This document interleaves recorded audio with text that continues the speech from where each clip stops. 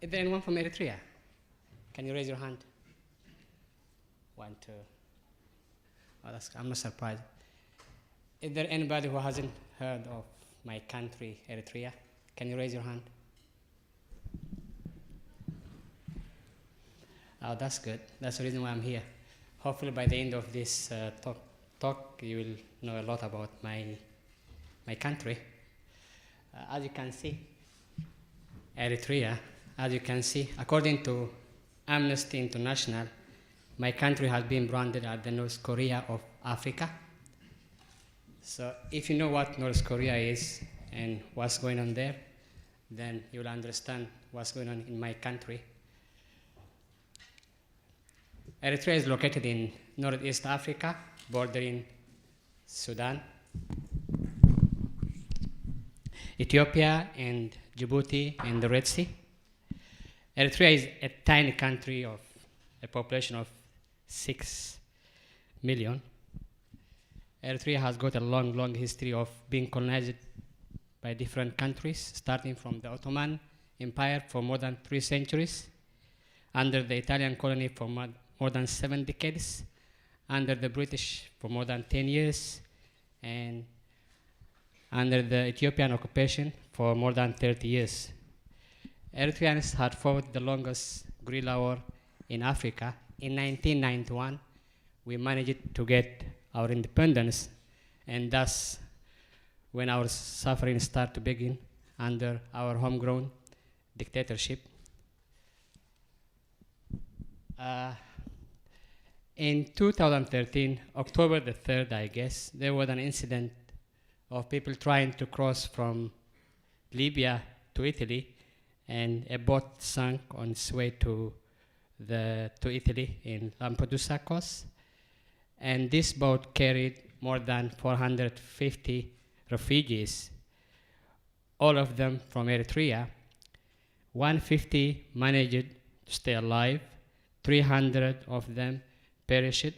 From that time, the world started to talk about Eritrea, although we are suffering for the last 26 years. Nobody knows where this country is, and nobody knows what these people are going through. According to UNHCR, or United Nations Refugee Agencies, they estimate that an average of 5,000 Eritreans flee the country every month. According to many experts, Eritrea is the world's fastest emptying nation. All my big cities are turned to ghost cities. The world still doesn't know what's going on there, and the people are still suffering. Many people might wonder why Eritreans are fleeing their country, why this huge number, why from this tiny country of 6 million population, why most people are leaving the country. The main reason why we flee our country is because of indefinite national or military service, which we Eritreans would prefer to call it slavery. It's modern slavery because of the things that takes place there. If you can see all the atrocities that are committed by the regime, when we say indefinite, it's indefinite. The moment you go to the military, there is no way back. So nobody would want to spend the rest of his life or her life serving a regime for their own benefit. The people who are fleeing the country are from the age of 18 to 25.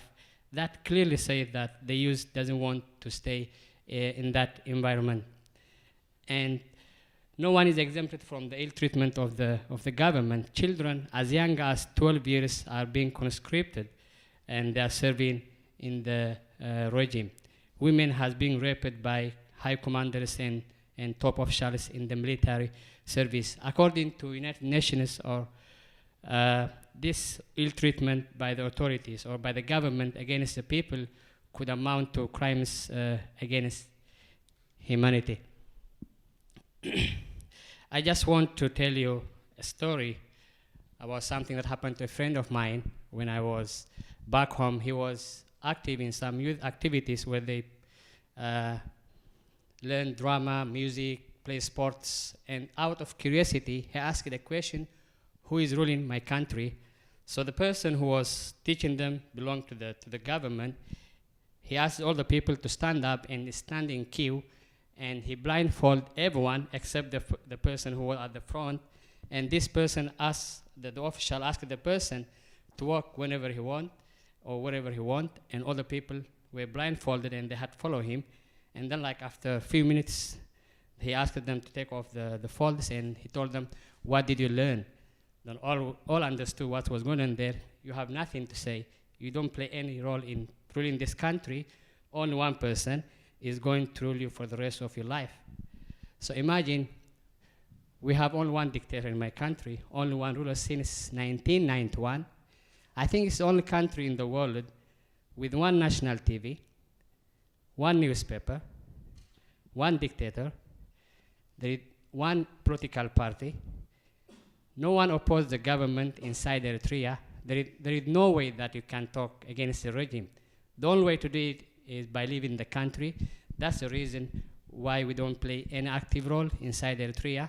So we are forced to flee the country so that we speak our mind. In my country, you cannot speak your mind.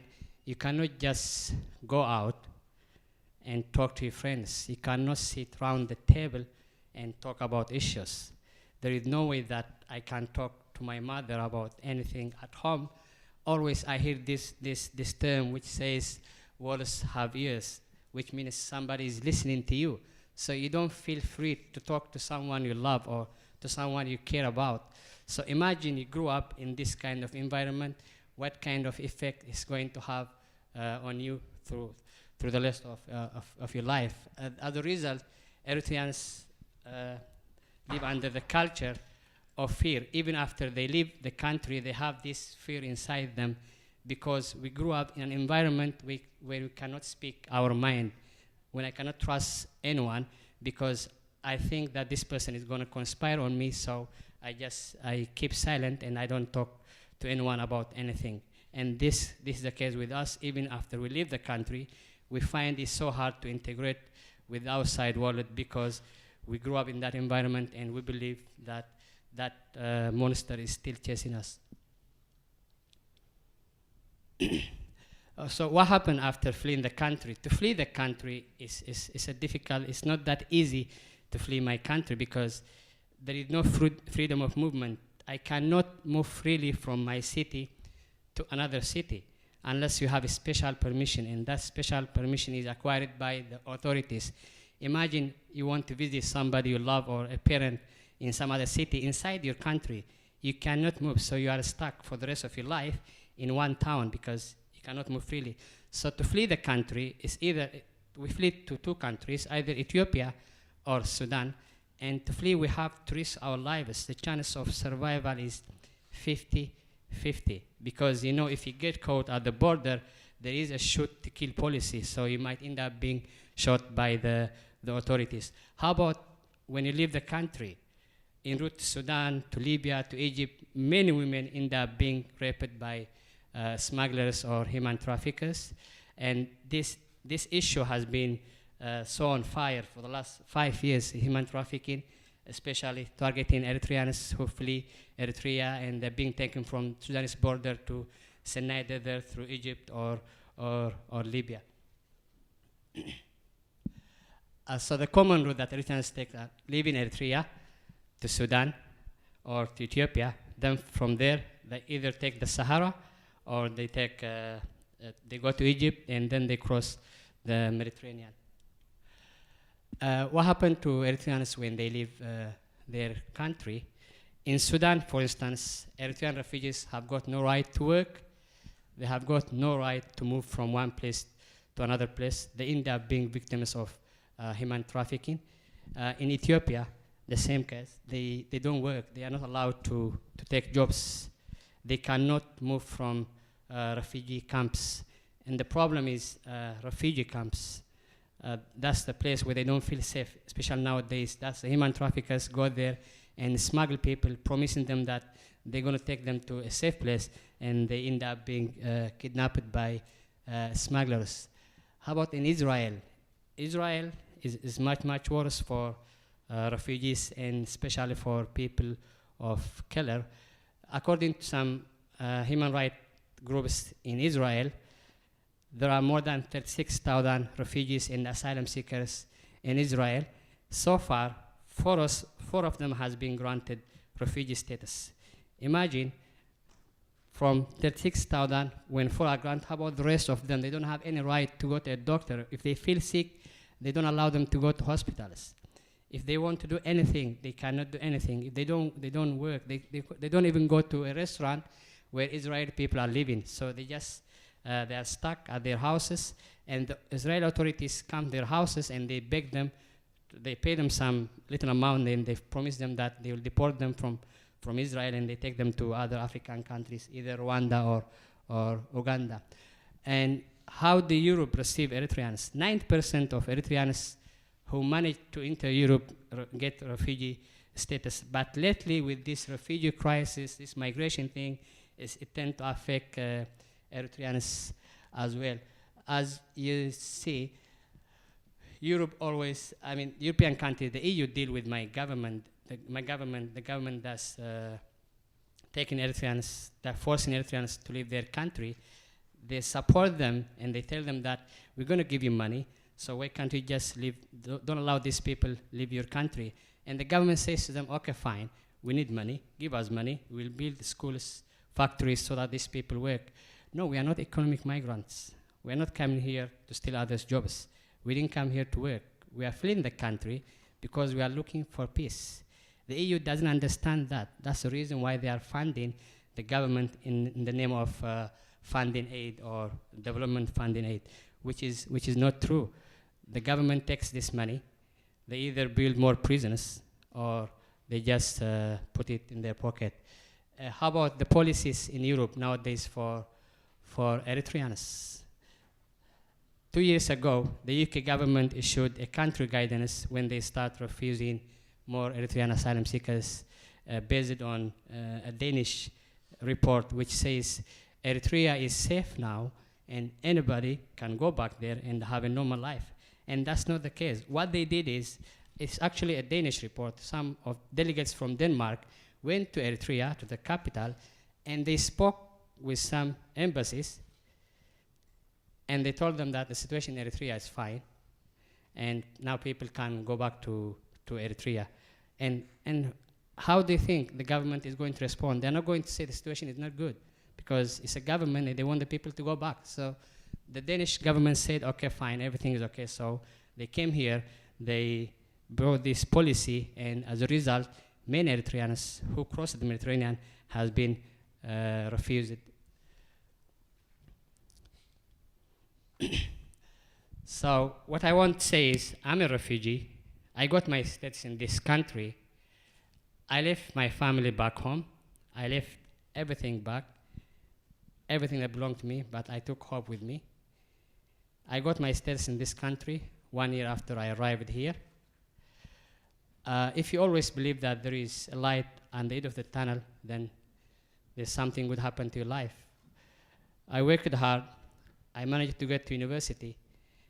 And I'm standing in front of you because I want to be the voice for the voiceless. There are many, many Eritreans who are traumatized, who went through lots of horrible things on their way to Europe, lots of torture and rape. If you speak to any Eritrean today, if you meet on the street a female Eritrean, she will tell you what she went through to make it to Europe. Most of our girls, when they come to Sudan and they take these risk journeys to Libya, they take contraceptive injections because they know that 99% of them will be raped by the traffickers and the smugglers. And if you see here, if you go to the NHS and speak to them how they deal with Eritrean women, then they tell you that they've been taking contraceptive and they don't know why. So, and they don't get the chance to talk to them and tell them what you've been through. And because we grew up under dictatorship, we are very secretive, so it takes too long to get out anything of an Eritrean, especially the people who make it here. Hopefully, if you see an Eritrean one day, talk to them, listen to their stories. They have a lot to tell. I bet if you speak to an Eritrean and then they tell you what they went through to make it here, you'll make like action Hollywood movie out of what they go through. But in real life, they went through lots of things and some bad things happening there. I wish the European countries will understand that there are people here who are coming here for safety and for protection, and they grant them the thing that they are looking for. They're not coming here because they don't have jobs there. No, they have jobs, they have everything there. They are coming here looking for peace. And because they believe that peace could be found somewhere else, that's the reason why I had to take that journeys. So hopefully they'll see them with that eye instead of just treating them like economic migrants and and refuse them status. Thank you very much for listening.